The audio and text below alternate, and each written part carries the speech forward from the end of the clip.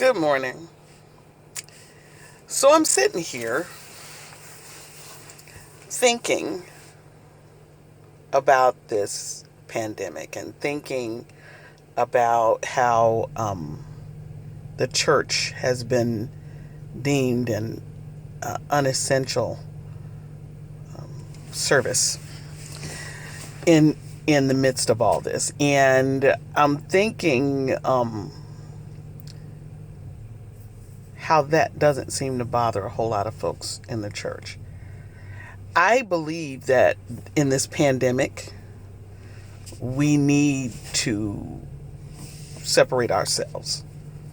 I entered into isolation because I felt like the Lord said, hey, get in the house and close your door. If he had not said that to me, if I had not received that answer myself in prayer, I would have been quite verbal about the fact that our government considers the church unessential in the middle of a pandemic. And it would have upset me more that we have people in the church who don't seem to disagree with that. I believe that the church has power, the true church, the real church, to lay hands on the sick and see them recover, to pray for one another, that the Lord would heal. And I've seen that happen. This thing was a little different. And I went to the Lord for myself and said, hey, what should we do? And I got the answer for myself. I'm still waiting, by the way, on his answer as to when we should get out a little bit more. And as you can see, I'm in the car. So I'm out a little bit more. We do some essential stuff. Essential things, right? Essential to life. We got to turn in kids' work, and we got to go and check on neighbors, and we got to do certain things that are essential. I just want it to sink into you that the government, our governments, now not everybody's government, you look on the map and you check your governor and see if your governor thinks that the church is not an essential part of society. And then think about it. Did you vote them in? Are they upholding the truth that you believe? If they are, okay. If you think the church is not essential in this pandemic and you voted in somebody that thinks the same, okay. I would check that, but okay. I'm not saying nothing to you about it. I mean, you check it in your heart and you see if that's what the Lord say. And if you say the same, okay.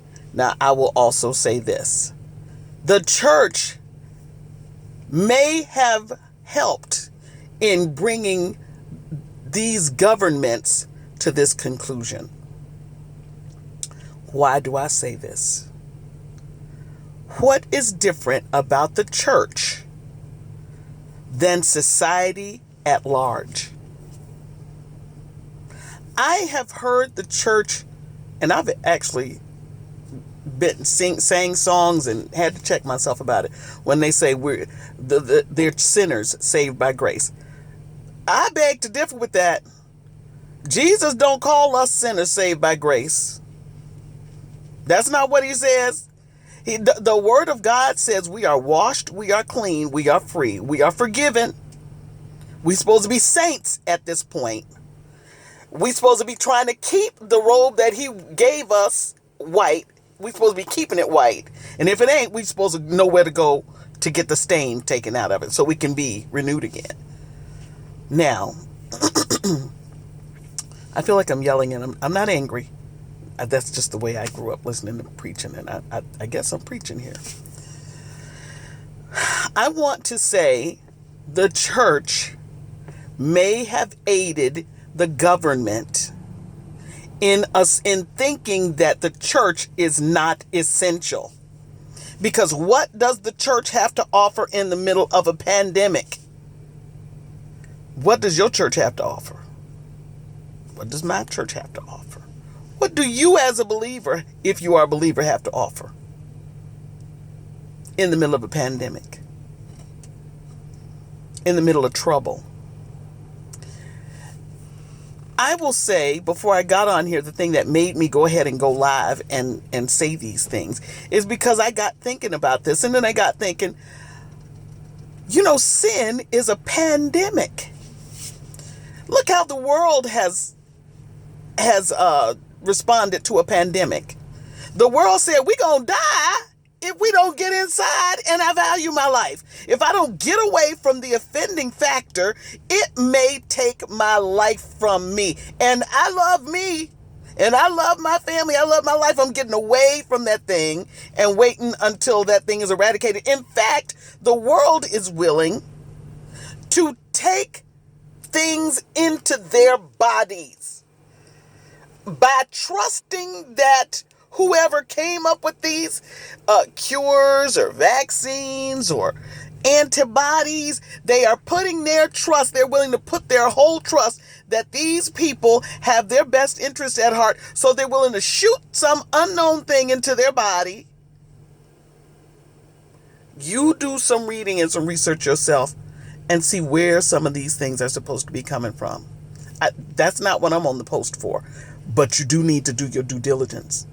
Before you do it, do your due diligence. Make sure it sits well in the saddle of your soul, whether or not you do this thing. All right? I'm not calling it the mark of the beast, but I will say this. It is setting the stage for that. Some people say, well, it might be. I'm going so far. I am going on record saying this will make it easier for the mark of the beast to be accepted on a wide scale. Yeah, I said it. I'm not going to take it back. I won't even add to it. But I also will say, the church does not treat sin like a pandemic. And it has not taught people the cure for the pandemic of sin. We have done well at feeding the poor, and I think we got pretty good at clothing the naked, and we know how to extend our hand to the needy, and we know how to we can sing really good. When people come in, if they feeling bad, by the time they leave, we done learned how to sing their spirit quiet, and then when they leave, they can deal with whatever happened out there. But we got good at those things. But the thing that Jesus told us to do, which is preach the gospel, we might be lacking in that, because the people don't yet know that sin, the wages of sin, is death. They know give to the poor. They don't know the wages of sin is death. They don't know that. They're not afraid of sin like we used to be. It used to be, at least if you was in sin, you hid that thing because you didn't want it getting out. You didn't want everybody to know that you was that foolish. Now, everybody, hey, just going on. I'm not saying it was a good thing to hide your ways, because everybody knew what everybody was doing anyway. Right? So maybe it's a good thing that it's out, but I'm telling you, the fear of sin does not lead people to think death. They don't think pandemic, they think life. Everybody do. This is just every day, everything. Is that the church's point of view? Has the church stressed sin will kill you? And it'll kill you twice.